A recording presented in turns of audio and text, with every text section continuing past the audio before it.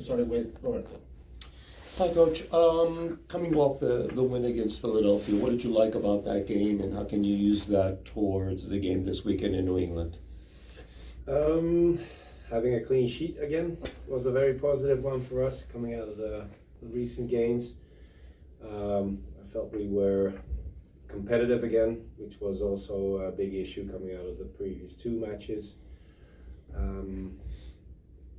The back four in possession is something I was looking forward to, and they match my expectations. So overall, a good performance in general, but the stability in the match was something that pleased me the most. Just to see how the team is doing physically, anybody missing today in practice, or did you have everybody finally? No, unfortunately, not everybody was on the pitch. We'll have to see how Keats is developing. Hopefully, he'll be back on the pitch again tomorrow. He couldn't join today's session. But the positive thing is that Pepe is back on the pitch. Tavon is back on the pitch. They are progressing really well, and they can be part of the roster again going into this match. So that is something that's very positive. Thank you. Mohammed? Coach Mohammed from the Exchange. So this is the second time you're playing New England. Yeah. And the first time they picked up some momentum now, and they got back Chanclay and Campania now. So it's a bit of a different team. Mm-hmm. How are you adapting to those changes from the first game?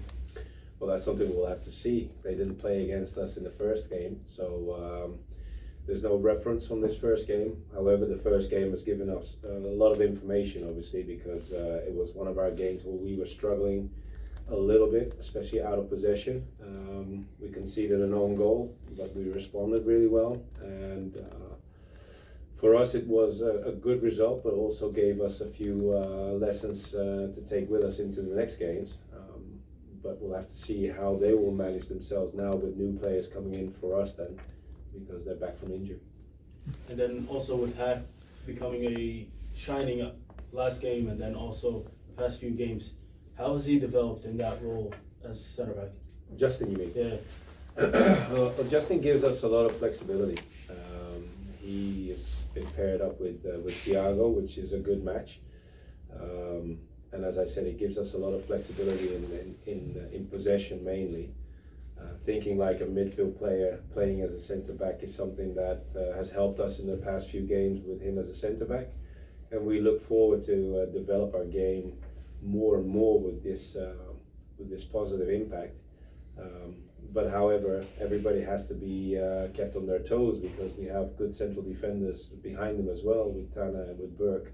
So it's a good matchup for now, and hopefully this will continue for a long time.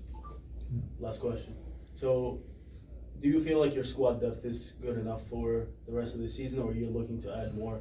I know that you get this question a lot of transfer market. Mm-hmm. What is it? The same answer, or are you?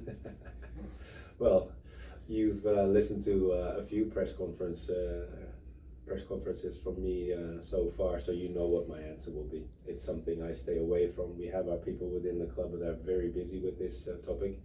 So am I. So I know my part, I know my role, but that's where it ends. Thank you, Coach. You're welcome. Hey, Coach, how are you? Scott Church and Stream Punk Soccer. Shifting gears a little bit away from New England in this case. Let's talk about Alonso Martinez's growth. Last year, he obviously was a very successful season, but sometimes you have players that drop off a little bit. But if anything, he's actually improved the game now with 5 goals and 7. Talk a little bit about any adjustments he may have made off season to maintain the level of intensity and success he had last year. Please and thanks. Yeah, that's an interesting question. I think it's a big, if not a huge compliment to Alonso himself. He came back from off season knowing what he achieved in last season, and then the expectations go up going into this season. There's a change of coach, so I'm new with Alonso. He's new with me, but mainly his approach, his mindset, his goal setting for this season is impressive. So he's open to learn.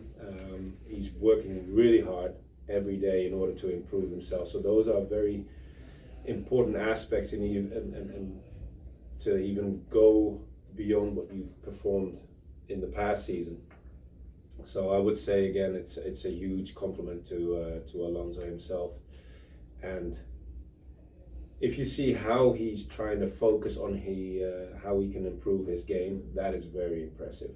So his movement off the ball was a quality, but the timing is getting better every week. The relationship with players that are looking for him is getting better every week. So everybody understands what he can add to our game and also the outcome. But also in preparation, if you see his movement in and out of possession is something that I really love about him. So that's a big compliment to Alonso. On to the Zoom, we'll go with Alex. Hi, Pascal. This is Alex Winley from Miami, New York. How's it going? Hi, Alex. How does the squad plan on carrying that energy and momentum from the win against Philly last week into a tough environment like Gillette Stadium against the Revolution, especially with that turf surface? Thanks. Yeah, well, the turf is always a point of discussion for the outside world. That is, for us, it's no topic. We just want to improve our game. As I mentioned to your colleagues just now, we came off a few games where we didn't perform as well as we should have. This was better in the previous game against Philly with a better outcome, and we're just trying to achieve a better match and improvement for ourselves going into this next game. So that's what we focus on, and we have a little bit more information because we experienced the first game playing against New England. So that helps us in preparation for this game. Oliver. Hi, thank you. This is Oliver Strand with Hudson River Blue. With apologies to you saying that the turf is not a topic, that's actually my question. A couple of weeks ago, the game in Atlanta was conducted at an incredible pace, at least on TV. The ball was moving around with incredible speed, and it seems that the surface contributed to that. I'm wondering if you were expecting a game to be played at a similar pace, and if you've made any kind of preparations, like taking advantage of the turf field that is accessible to you at the Etihad Academy there. Yeah, no, we've trained and we've prepared ourselves just the same way as we always do. Keep the surface the same. I do agree on what was the situation in Atlanta. But we mustn't forget that we were quite good for 60 minutes, 65 minutes, and then we dropped our guard and our standards way below it should have been, and that's when we gave Atlanta a bigger piece of this match as we wanted it to be. So this will be a challenge for us in order to progress our own game. It's going to be on turf, but like I said to you guys just now, for us that's no topic. George. Coach, they mentioned Justin Hack before. Do you feel as a coach to maybe keep him in one place so he can become maybe an expert in one place instead of trying to become good in a bunch of different positions to fill voids? Or would you rather him be perfect or as close to perfect as possible in one position? Well, let me make one thing really clear. He's not on the pitch to fill a void. He's on the pitch because he deserves to be on the pitch. And the flexibility is in his advantage. It's in the team's advantage. He can play midfield, he can play centre back.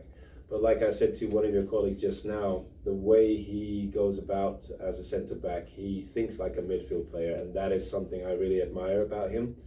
If you look at the numbers, for instance, he's one of our most progressive passers also, and that's, I think, also the benefit of having a guy like Justin in that position. So wherever he can add his quality, he'll play that position.